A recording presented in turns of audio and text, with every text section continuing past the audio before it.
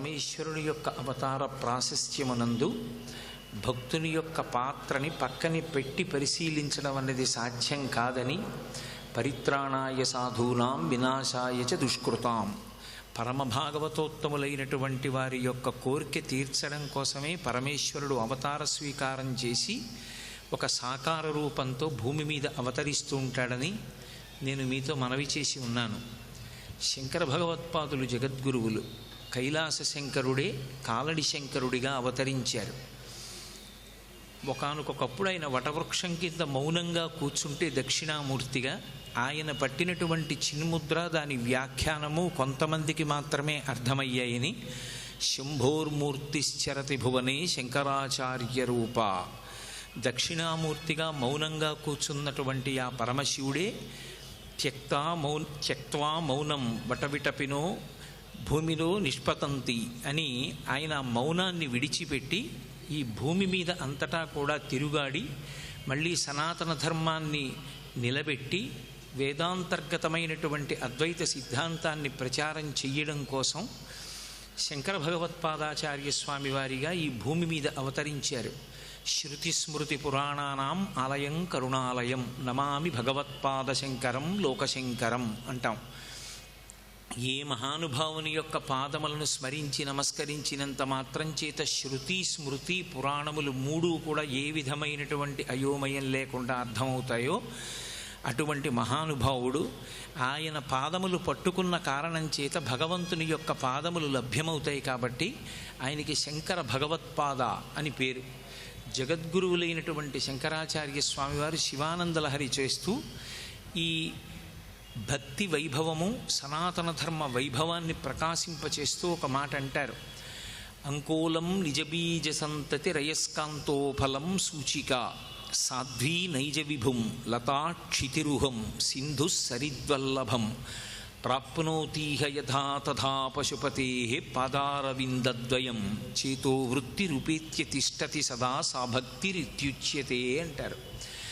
భక్తి అన్న మాట గురించి ఇంత అద్భుతంగా చెప్పగలిగినటువంటి వ్యక్తి శంకరాచార్యుల వారికి ముందు కానీ శంకరాచార్యుల వారి తర్వాత కానీ మనకి కనపడరు.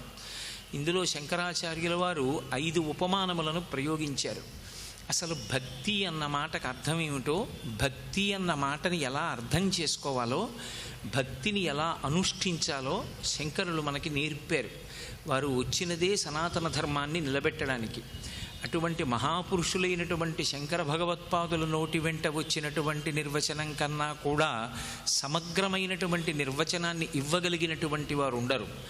అటువంటి శంకరులు భక్తి అన్న మాటకు అర్థం చెప్తూ 5 ఉపమానములలో మొట్టమొదటి ఉపమానంగా అంకోల వృక్షాన్ని చెప్పారు. అంకోలం నిజబీజ సంతతి. అంకోల వృక్షమని ఒక మహావృక్షం, దాన్ని తెలుగులో ఊడుగ చెట్టు అని పిలుస్తారు.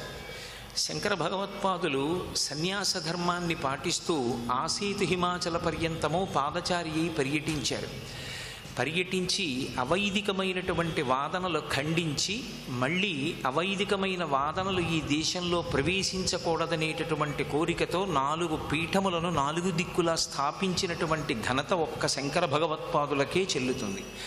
పీఠస్థాపన చేసిన వారు ఇంకెవరూ లేరు.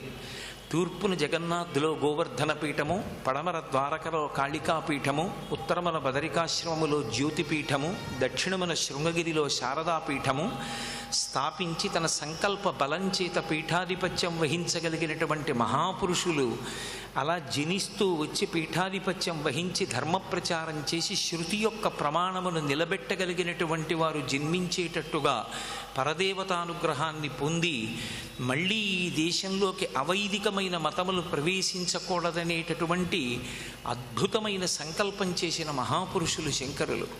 అటువంటి శంకరులు పాదచారి అయి భారతదేశాన్ని పర్యటిస్తున్నప్పుడు వారు ఎన్నో ప్రదేశాల్ని చూశారు. ఆ ప్రదేశాల్ని చూడడం ఒక ఎత్తు అయితే, శంకరులు ఒక్కొక్క చోట ఒక్కొక్క పక్షి పేరు చెప్తారు, ఒక్కొక్క చోట ఒక్కొక్క చెట్టు పేరు చెప్తారు. అసలు అందులో కొన్ని చెట్లు సామాన్యులు చూడడం కూడా సాధ్యం కాదు. ఆ చెట్టుకి దేవుడు చెట్టు అని పేరు, అంకుడు చెట్టు అంటూ ఉంటారు. అంకోల వృక్షం. అంకోల వృక్షం కిందనే అన్నవరం వీరవెంకట సత్యనారాయణ స్వామివారు దర్శనమిచ్చారు. ఈరంకి ప్రకాశరావు గారికి, అలాగే రామరాయణం వెంకట బహద్దూరు వారని పిఠాపురం దగ్గర ఉన్నటువంటి గోర్స గ్రామానికి జమీందారులు. వారిద్దరికీ ఏకకాలంలో కల్లో కనపడి, నేను ఇక్కడే ఈ అన్నవరంలో రత్నగిరి కొండ మీద ఉన్నాను, నన్ను మీరు వెతికి ప్రతిష్ఠ చేయవలసింది అని స్వప్నంలో చెప్తే, వాళ్ళు చేసినటువంటి ప్రయత్నానికి ఒక అంకుడు వృక్షం కింద, అంకోల వృక్షం కింద కనపడ్డారు. ఎక్కడ సత్యనారాయణ స్వామి వారు ప్రప్రథమ దర్శనమిచ్చారో ఆ ప్రాంగణమే ఇప్పటికీ కూడా క్షేత్రపాలకుడైనటువంటి రామచంద్రమూర్తి దేవాలయం పక్కన కళ్యాణం చేయడానికి వీలుగా పెద్ద ఆసనం వేసి ఉంటుంది. సత్యనారాయణ స్వామి వారు మొట్టమొదట ప్రకాశించి దర్శనమిచ్చిన స్థలం అదే.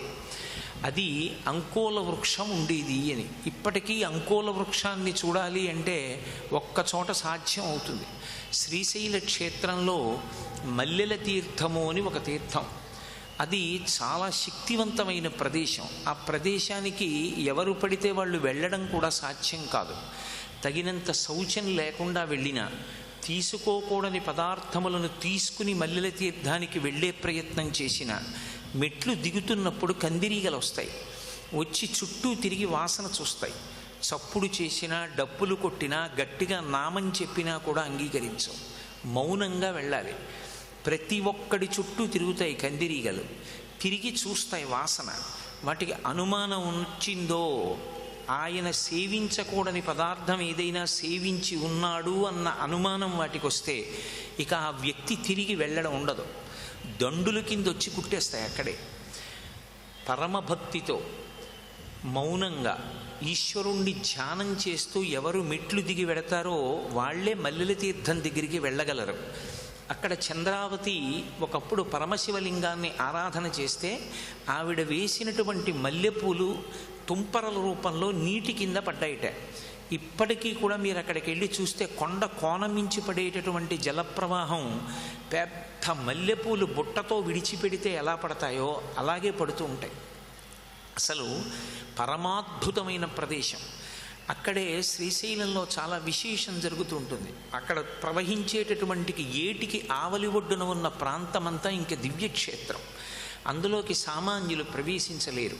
అక్కడ చెట్లు కూడా వేళ్లతో పాటు పైకి లేచి ఆకాశంలో ప్రయాణం చేసి వేరొక చోట దిగుతూ ఉంటాయి. శ్రీశైలానికి పిఆర్ఓ చేశారు చక్రవర్తి గారని.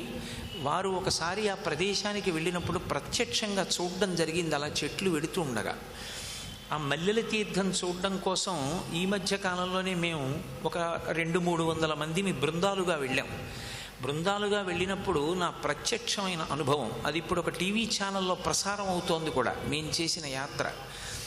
అక్కడ మెట్లు దిగుతున్నప్పుడు ప్రతి వారి దగ్గరికి కందిరీగలు వచ్చాయి.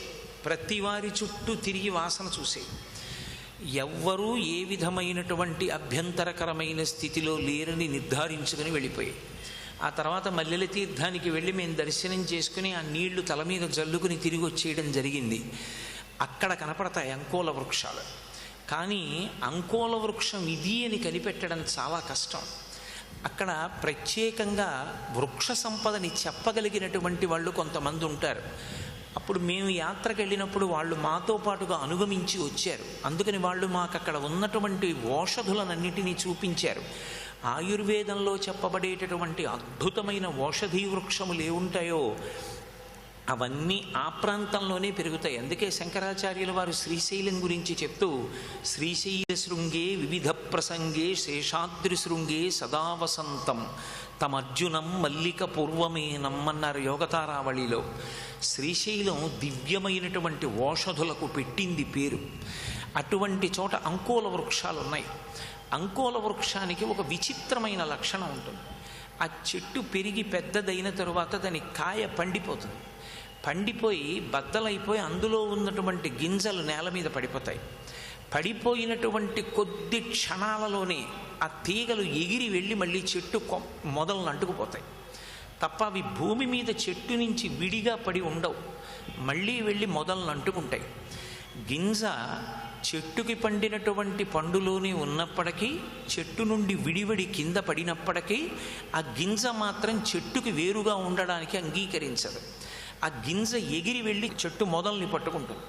అంకోలం నిజబీజ సంతతి అన్నారు. అంకోల వృక్షమునకు సంబంధించినటువంటి గింజలు ఎగిరి వెళ్ళి మళ్ళీ అంకోల వృక్షాన్ని ఎలా పట్టుకుంటాయో భక్తి అన్నది అలా ప్రారంభమవుతుంది అన్నారు.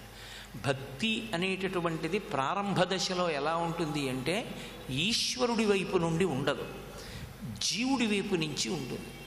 జీవుడు అన్నప్పుడు 84 లక్షల జీవరాశులు 4 వర్గాలుగా ఉంటాయి వేదాంతంలో. జరాయుజములు, అండజములు, స్వేదజములు, ఉద్భుజములు అని. జరాయుజములు అంటే మావి చేత పుడతాయి, అండజములు అంటే గుడ్డుని బద్దలగొట్టుకొని పైకొస్తాయి, స్వేదజములు అంటే చెమటలోంచి పుడతాయి పేలు మొదలైనవి, ఉద్భుజములు అంటే భూమిని చీల్చుకుని పైకొస్తాయి చెట్లు మొదలైనవి. ఇందులో శాస్త్రాన్ని పరిశీలించే అధికారం కానీ, ధర్మానుష్ఠానం చేసే అధికారం కానీ, పరమేశ్వరుణ్ణి చేరుకోవడానికి శాస్త్రము చేత విధింపబడినటువంటి కర్మని అనుష్ఠించేటటువంటి అధికారం కానీ ఒక్క మనుష్య ఉపాధికి ఉంది తప్ప ఇతర ఉపాధులకు లేదు. నిజంగా ఒకవేళ లోపల ఉన్న జీవుడు మహాభక్తుడైనప్పటికీ కూడా మనుష్యుడు ఏ కర్మ చేస్తాడో ఆ కర్మ చేయడానికి ఆ ఉపాధికి అధికారం లేదు. ఒక ఆవు చాలా చాలా గొప్పది, అది పరదేవతా స్వరూపం. అయినా ఆవు తన పాలతో తాను శివలింగాన్ని అభిషేకించలేదు. ఆవు పాలతో వేరొకరు వెళ్ళి శివలింగానికి అభిషేకం చేసి తత్ఫలితాన్ని తాను పొందుతాడు. మిగిలిన ఏ ఉపాధికి కూడా భగవత్ సంబంధమైన విషయమునకు అనుష్ఠానమునకు కానీ మాట్లాడడానికి కానీ అవకాశం పరమేశ్వరుడు ఇవ్వలేదు. కేవలము వాక్కు చేత తరించిపోవచ్చు, ఏమీ అక్కర్లేదు. కేవలము మాట చేత మనిషి తరించిపోవచ్చు. నిరంతరము భగవన్నామం చెప్పగలగడం, కష్టంలో ఉన్నవాడు ఓదార్పు పొందేటట్టుగా ఒక్క మంచి మాట మాట్లాడగలగడం, తన వాక్కు చేత ఇతరులకు ఉద్వేగం కలగడం కానీ బాధ కలగడం కానీ జరగకుండా తాను అనుద్వేగకరమైన వాక్యాన్ని ఎవడు మాట్లాడగలడో, 10 మంది మంచి మార్గంలో నడిచేటటువంటి మాట సమాజమునకు హితకరమైన వాక్యముగా ఎవడు ప్రబోధం చెయ్యగలడో వాడి వలన అనన్యమైనటువంటి గణింప అనసఖ్యమైనటువంటి ప్రయోజనం జరుగుతుంది. అందుకే వాక్కునకు ఉన్నటువంటి శక్తి చెప్పడం ఎవరికీ సాధ్యం కాదు.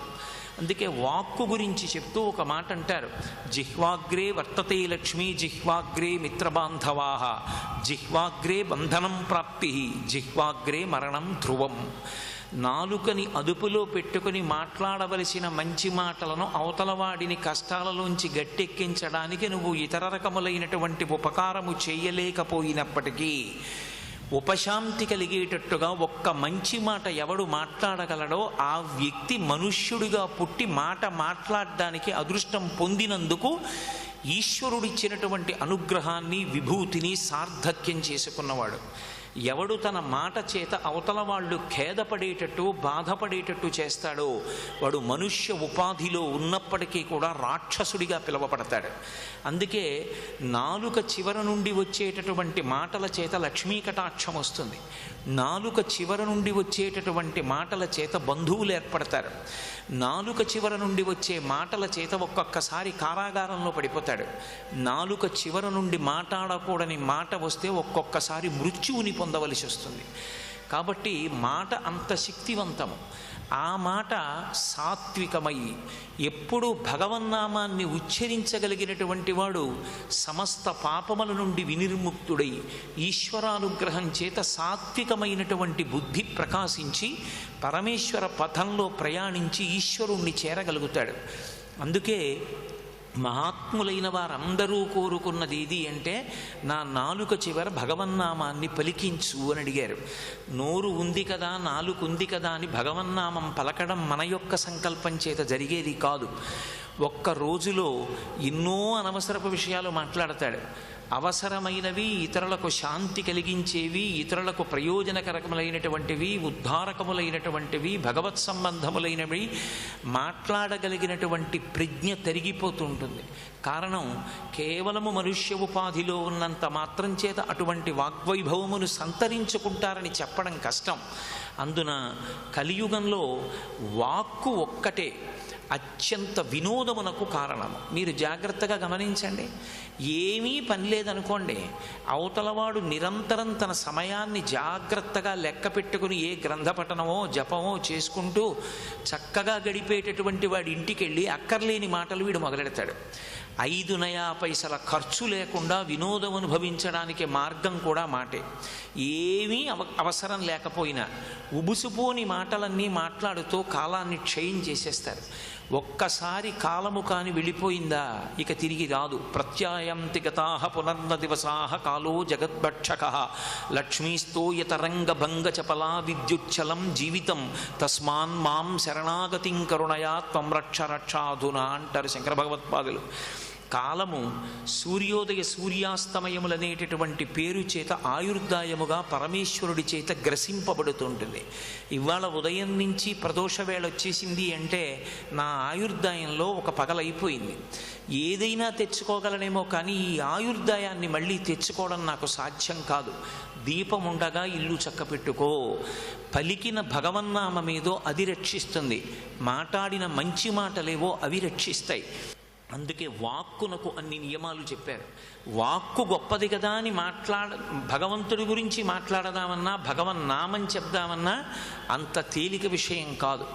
మనసు దాని మీద లగ్నం అవ్వదు. అందుకే నేను భగవన్నామం చెప్తానని చెప్పలేదు పెద్దలు. పరమేశ్వరుడు నా చేత భగవన్నామమును చెప్పించుగాక అని అడిగారు.